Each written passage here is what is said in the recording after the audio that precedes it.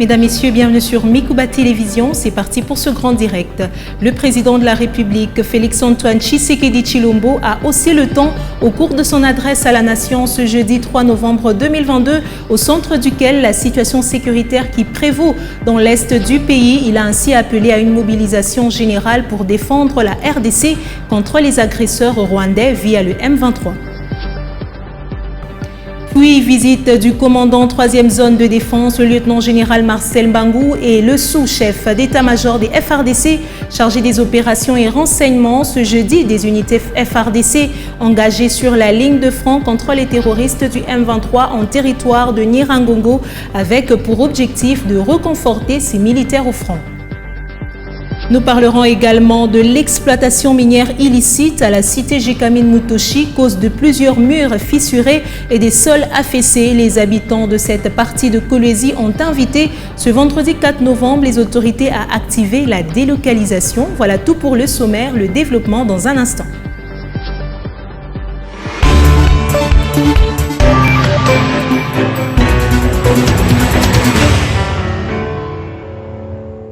Encore une fois, bienvenue au cours de son adresse à la nation ce jeudi 3 novembre 2022 au sujet de la situation sécuritaire qui prévaut dans l'est du pays avec l'agression rwandaise via le M23. Le président de la République, Félix-Antoine Tshisekedi Tshilombo, a haussé le ton et mis en garde tous les traîtres civils, y compris ceux au sein de l'armée nationale. Le chef de l'État a également promis de défendre son pays jusqu'au sacrifice suprême. Suivez-le dans cet extrait choisi par Oscar Kalambaye. Depuis plusieurs décennies, des groupes armés nationaux et étrangers écument l'est de notre pays en y commettant des atrocités innombrables sur fond d'exploitation illégale de nos ressources naturelles. C'est ainsi qu'à l'occasion de mon avènement, j'avais été amené à prendre l'engagement devant la nation de rétablir au cours de mon mandat la paix et la sécurité là où elles sont compromises et de les consolider là où elles existent. Mes chers compatriotes, comme vous pouvez le constater, malgré notre investissement et les efforts fournis dans cette optique, la paix et la sécurité ne sont pas au rendez-vous. Garant de l'indépendance, de l'unité nationale et de l'intégrité territoriale, je réitère mon engagement constitutionnel de défendre la patrie jusqu'au sacrifice suprême. Mes très chers compatriotes, ne doutons jamais qu'ensemble réfléchis et engagés, nous puissions changer le monde. À vous, nos vaillants soldats, vous qui avez pris l'engagement de servir sous le drapeau, je vous invite ici au sens élevé du patriotisme en ce temps particulièrement exceptionnel de notre histoire, de défendre notre pays, de protéger l'intégrité de son territoire et d'assurer la sécurité des Congolaises et des Congolais contre toute agression ou attaque d'où qu'elle vienne. Félix Tshisekedi a également, dans son adresse à la nation, appelé tous les Congolais à l'engagement et à l'unité aux forces armées de la République démocratique du Congo.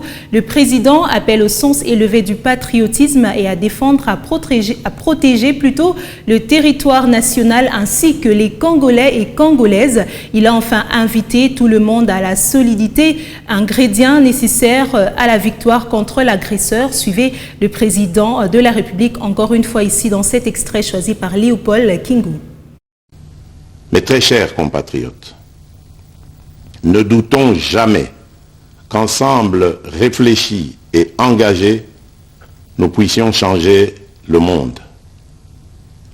À vous, nos vaillants soldats, vous qui avez pris l'engagement de servir sous le drapeau, je vous invite ici au sens élevé du patriotisme en ce temps particulièrement exceptionnel de notre histoire, de défendre notre pays, de protéger l'intégrité de son territoire et d'assurer la sécurité des Congolaises et des Congolais contre toute agression ou attaque d'où qu'elle vienne. À vous, Mes très chers compatriotes, la guerre qui nous est imposée par nos voisins exige de chacun de nous des sacrifices. C'est le moment de taire nos divergences politiques pour défendre tous rassemblés notre mère patrie. Notre histoire et notre marche commune ont sans cesse démontré que loin de s'effondrer, notre nation et son peuple ont toujours relevé ce genre de défi et nous en sommes toujours sortis victorieux.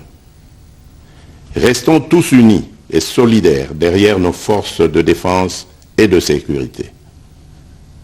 La situation actuelle, loin de nous affecter, n'est qu'une épreuve de plus que nous allons surmonter pour raffermir davantage notre unité.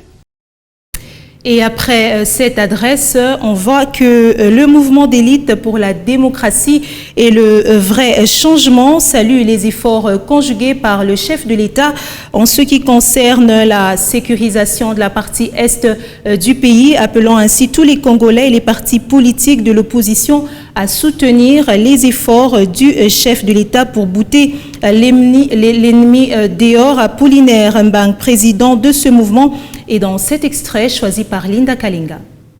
En tout cas, nous encourageons ses propos parce qu'il est le garant de la nation.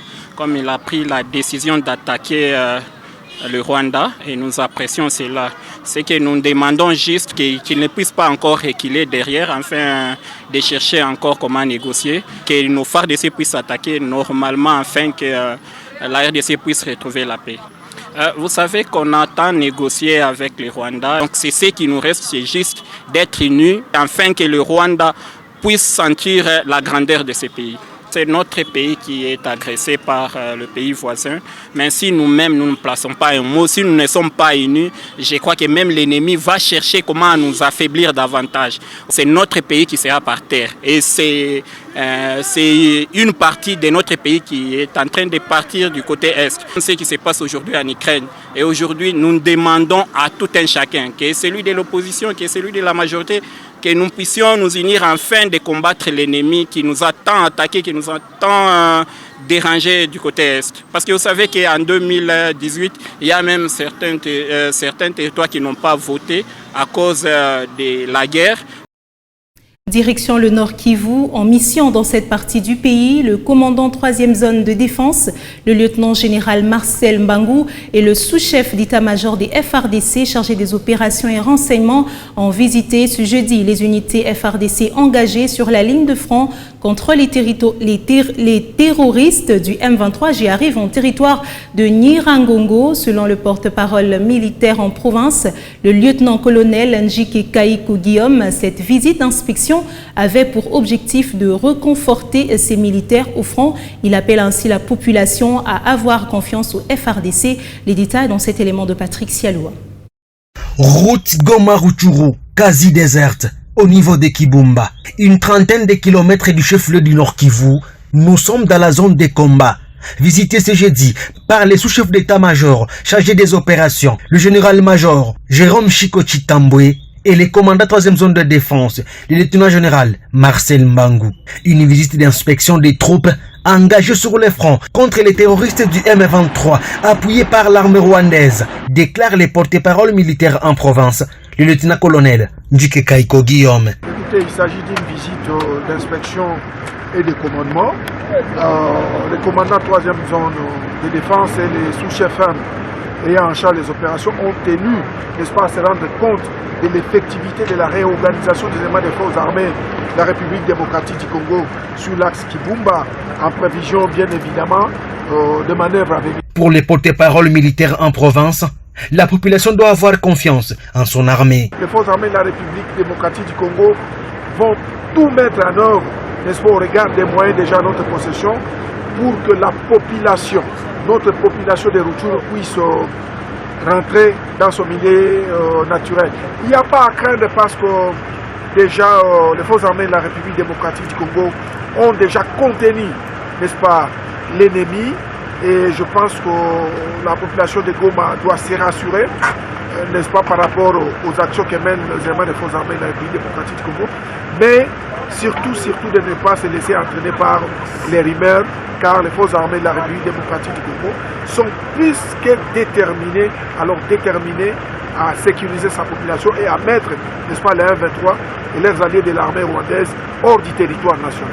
Après le terrain, les sous-chefs d'état-major des FARDC chargés des opérations, le général Chiko Chitambwe, a visité l'état-major de la force conjointe de la communauté des États de l'Afrique de l'Est à Goma. Parlons à présent de la remise ce jeudi à Chikapa, chef-lieu de la province du Kasaï, d'un lot des bancs aux élèves de l'école primaire Lutsumbu de la commune de Kanzala. La cérémonie relative a eu lieu au gouvernorat de cette province et le vice-gouverneur du Kasaï, Gaston Collet, qui a procédé à la remise officielle. Soleil Ntumba Moufika pour ce reportage. Ces lots importants de bancs pupitres remis ce jour dans la province du Kasaï vient pallier aux difficultés dues au surpeuplement des élèves dans des salles de classe, visant ainsi à appuyer la vision du chef de l'État dans la gratuité de l'enseignement. Prôné par lui, Bernard Ngala Mouloumé, coordonnateur provincial du Fonds de promotion de l'éducation et de la formation au Kasaï, le précise. C'est que 50 bancs viennent encourager et soutenir cette mesure forte qui accorde une égalité des chances à tous les élèves congolais. Je tiens à vous annoncer que le FPF continuera à répondre aux besoins du secteur de l'enseignement national en suivant la vision du chef de l'État. Et motif de satisfaction pour le vice-gouverneur de la province du Kasaï, Gaston Collet Chimwanga n'a pas hésité un seul instant pour rendre ses hommages mérités au chef de l'État, garant de la gratuité de l'enseignement en République démocratique du Congo. Permettez-moi de rendre mes hommages les plus déférents au président de la République, chef de l'État Félix Antoine Tshisekedi Tshilombo, du fait de la gratuité de l'enseignement de base à son cheval de bataille. Cette cérémonie est le fruit d'une promesse, celle faite par la vice-ministre à l'EPST, qui après sa visite à l'EP Lutsumbu, lors de son arrivée dans la ville de Chikapa, avait vécu de ses propres yeux les conditions effroyables dans lesquelles les élèves de cette école suivaient les enseignements à même le sol et avait instruit au Fonds de promotion de l'éducation et de la formation de doter des bancs pupitres à cette école dans le cadre de la campagne Pas une école sans banc, matérialisant ainsi la vision du chef de l'État. Cette activité, faut le dire, s'est déroulée sur l'esplanade du gouvernorat du Kasaï en présence de plusieurs personnalités du secteur éducatif. Parlons à présent de la réunion intergénérationnelle qui s'est tenue sous le thème « Le maintien des acquis de la paix et le développement période électorale en République démocratique du Congo » du 1er au 3 novembre en cours. La deuxième édition du dialogue intergénérationnel à Kinshasa. Ce rendez-vous est un cadre d'échange et de partage entre les jeunes et les décideurs. Cette rencontre a connu la participation du ministre national de la Jeunesse, de l'ambassadeur de la délégation de l'Union européenne en République démocratique du Congo. Le Lualaba a été représenté par le commissaire de la culture, art et jeunesse, Paulin Kalaou, qui a exposé sur l'entrepreneuriat des jeunes Congolais. Suivez. Cette rencontre vise à faire participer les jeunes aux instances des prises de décision et les sensibiliser sur les prochaines élections. Prenant la parole, l'ambassadeur de la délégation de l'Union européenne en RDC, Jean Châtaignier, a affirmé que seul le dialogue franc permet aux jeunes de prendre conscience de leur pouvoir. Dans le même ordre d'idées, le ministre national de la Jeunesse, Yves Bonkoulou, a invité les jeunes à s'approprier des échéances électorales. Le représentant du Lualaba à ses assises des 3 jours, Paulin Kalaou, a quant à lui exposé sur les clés et outils nécessaires pour lancer une entreprise ou start-up. Le commissaire de la culture, art et jeunesse a expliqué pourquoi lancer une entreprise. Nous avons compris que nous devons parler de l'entrepreneuriat parce que tout autour de nous, il y a des problèmes. Et quels sont ces problèmes? C'est le problème de la surpopulation des jeunes demandeurs d'emploi et il y a ce problème de chômage.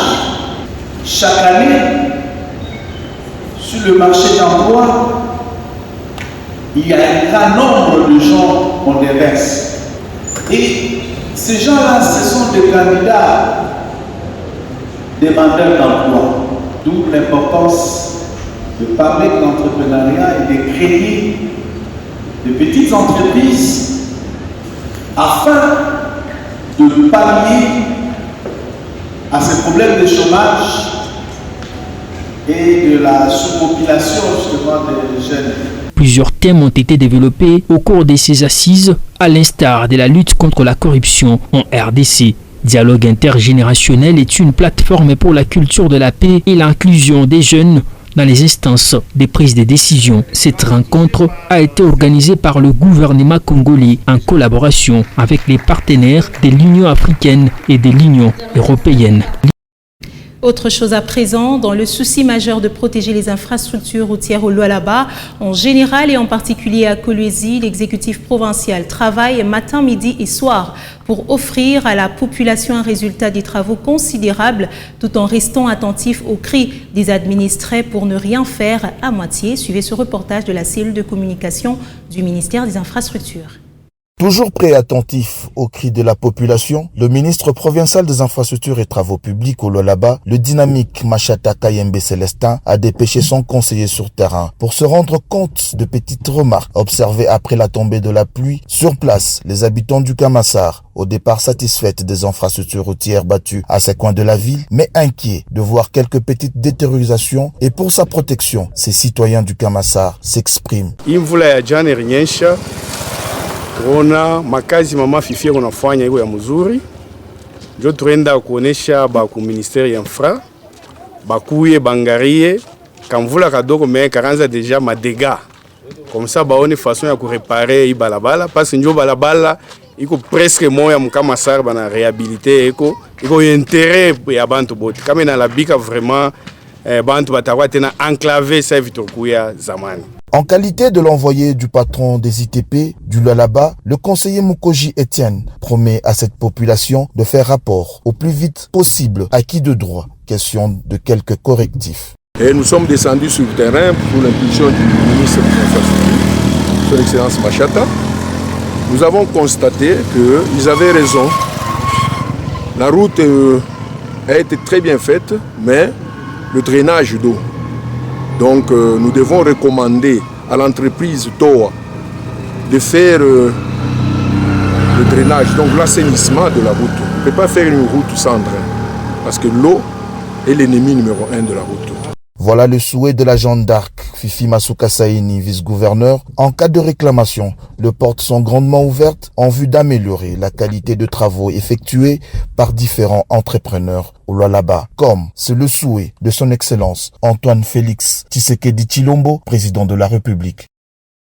Toujours en infrastructure, où il séjournait après la Belgique avec la délégation de ses homologues ministres conduite par l'autorité provinciale, le ministre des Infrastructures et Travaux Publics du Lualaba, Machata Kayembe Célestin, a repris le chemin du terrain. Ce jeudi 3, le dynamique a effectué une descente axée sur les résultats au nouveau lotissement Cobalt 1 où seront construites 400 maisons dans le cadre du logement social sous fonds propres du gouvernement provincial. Suivez. Les travaux de viabilisation du nouveau lotissement Cobalt 1, exécutés par l'entreprise Key Solution Provider, KSP en sigle, avancent à une vitesse de croisière, comme prévu dans le contrat du gouvernement provincial, où ce projet est de construire le logement social à Kolwezi dans l'intérêt de la population. Tout en précisant que cette première phase en construction de 400 maisons de type moderne sur des parcelles de 30 mètres carrés, très préoccupée d'atteindre l'objectif dans 12 mois, l'autorité provinciale Fifi Masuka Saini, vice-gouverneur, veuille au déroulement de travaux sur terrain via son ministre des Infrastructures et Travaux Publics, Célestin Machata Kayembe, qui est arrivé à l'endroit en question pour se rendre compte de la dite évolution. L'autorité provinciale, le gouverneur Fifi Masuka a décidé à ce qu'on s'occupe un peu du social de la population, comme c'est le souci aussi du chef de l'État, qui veut que la population congolaise en général et en particulier la population du Lualaba puisse être dans de bonnes conditions. Il y a beaucoup d'entreprises minières, mais il y a la population qui y vit, elle est en train de vivre dans des conditions qui sont un peu minables. C'est pourquoi l'autorité provinciale a préféré déjà commencer à construire des logements sociaux pour la population. Un contrat de 113 km qu'exécute l'entreprise KSP, déjà 8 km d'ouverture et 4 km rechargés en latérite est fait, nous a laissé entendre l'ingénieur Robert Manana. Pas de soucis en termes de moyens, car le gouvernement provincial a déjà fait sa part. Tels sont les propos de M. Jules Kazadi, directeur financier de KSP. Nous sommes partenaires de la province, il n'y a pas d'inquiétude sur ça. Nous sommes en train de travailler pour l'intérêt de la population et pour l'intérêt néanmoins de la développement du site. Donc côté de l'exécutif provincial, en tout cas nous vous garantissons, nous allons très bien le travailler. Le Lualaba figure parmi les provinces rares en RDC qui travaillent dans la vision du chef de l'État, Félix Antoine Tshisekedi Tshilombo, en veillant sur les conditions du bien-être de ses concitoyens.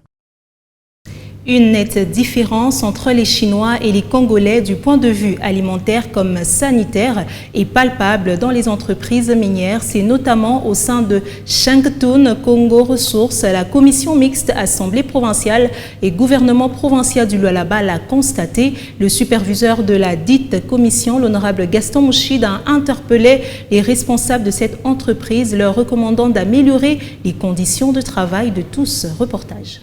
Muscler cette équipe, l'est au vrai sens du mot. Constituée en commission mixte Assemblée provinciale du Lualaba, gouvernement provincial, avec en appui l'Office national de l'emploi et la division du travail, elle a effectué une descente pour s'enquérir des conditions de travail des Congolais.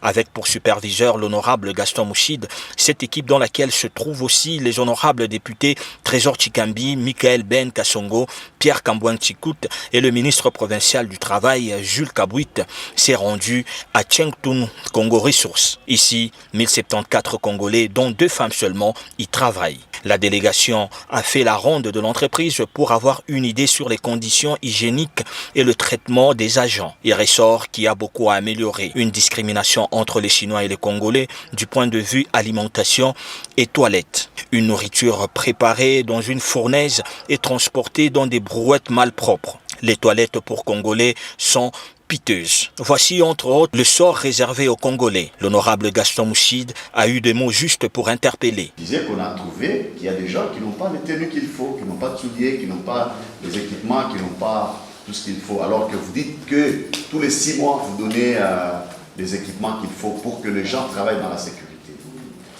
Nous avons constaté avec beaucoup de regrets la différence entre 2 cuisines. La cuisine chinoise et la cuisine congolaise. Les Congolais mangent dans la poussière. On prépare dans une fournaise. Cette cuisine-là, il fait tellement chaud, vous avez été là. Donc nous estimons que vous devez faire une cuisine comme ça, comme celle des Chinois, pour que nous puissions vous prendre pour de partenaires. Vous ne pouvez pas venir exploiter au Congo et créer une différence. Les Chinois, ils sont bien, ils mangent bien, la cuisine propre, avec carreaux. Mais vous avez des Congolais dans les conteneurs, dans la poussière, sur des tables en tapis roulant. Non, ça ne va pas. Nous avons aussi vu que vous nous avez parlé des soins médicaux.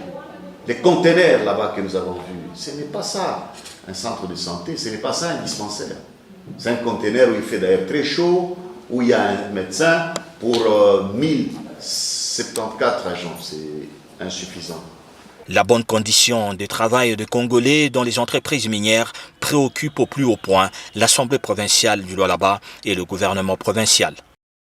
Plusieurs murs fissurés et des sols affaissés, telle est l'image qu'offrent certaines maisons de la cité Jikamen Mutoshi ce vendredi 4 novembre. Lors du passage de notre rédaction, les habitants de cette partie de Kolwezi accusent les creuseurs artisanaux qui auraient dépassé la limite de leur concession et invitent les autorités à activer la délocalisation. Yvette Fortuné-Kaladia pour plus de détails. Murs fissurés, sols affaissés. C'est le constat fait ce vendredi à la cité Jikamen Mutoshi, après la pluie qui s'est abattue la nuit du mercredi au jeudi 3 novembre.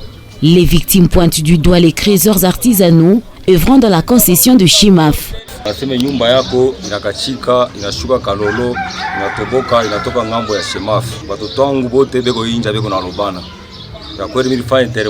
Lorsque je fais les constats, je suivis la fissure et je me suis rendu compte que ça provenait de Chemaf. Aujourd'hui, je passe nuit dehors avec mes enfants. Ces fissures sont provoquées par le trou de responsables Zaka et Melek.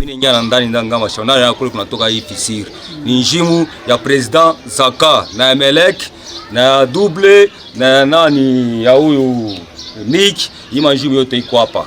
Passant certaines nuits à la Belle Étoile, cette mère de famille sollicite l'implication des autorités dans leur cause.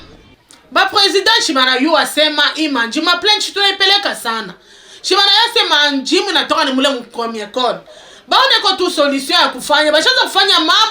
Les troupes reviennent de Comiacol. Moi j'ai 11 enfants. En tout cas que nos autorités nous viennent en aide. Nous sommes plusieurs fois pleins à cause de ce trou.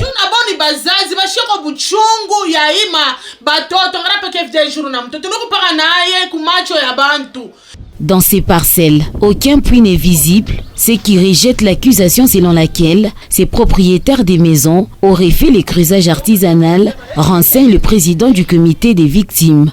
Ile inafanyika mafisuru msite Jekamini Mutoshi ni cause haina se catastrophe naturelle ni cause kwa artisanal na mikono bantu iko natoka concession ya Shemaf tushaka kumfikisha hii dossier na yua bien maintenant Mutoshi mnakuwa. Ce qui se passe à Mutoshi est dû aux creuseurs artisanaux.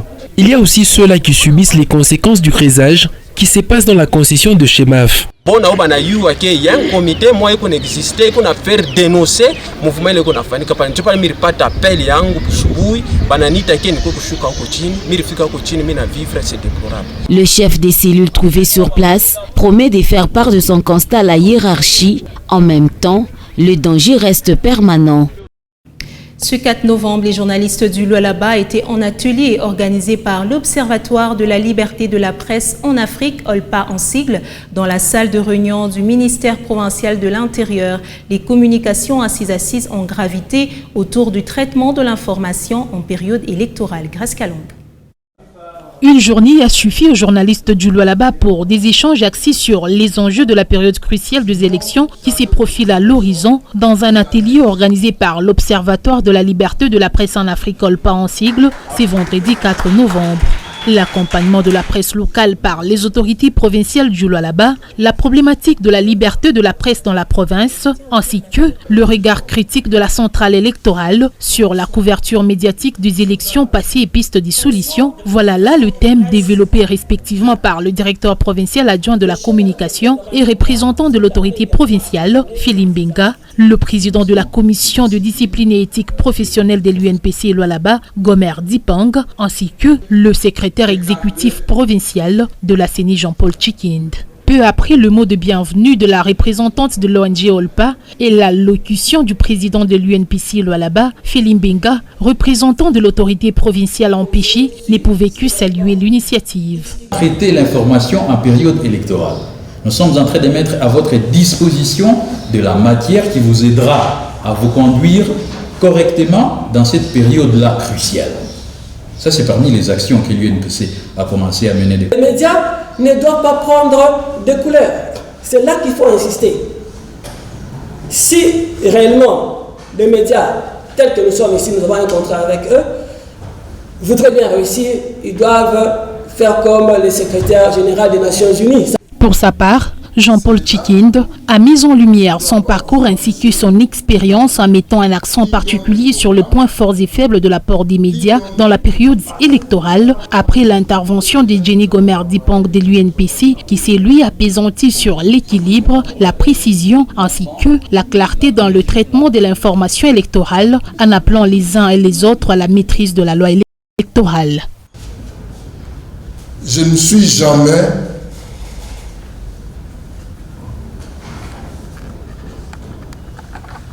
de conflit avec les médias. Aucun journaliste, je peux dire que tel journaliste a fait ça à la CENI, non. C'est par ici donc que se clôture cette grande édition du journal. Mesdames, Messieurs, merci à vous de l'avoir suivi. Quant à moi, je vous dis au revoir. Surtout restez sur nos antennes car nos programmes sont en continu.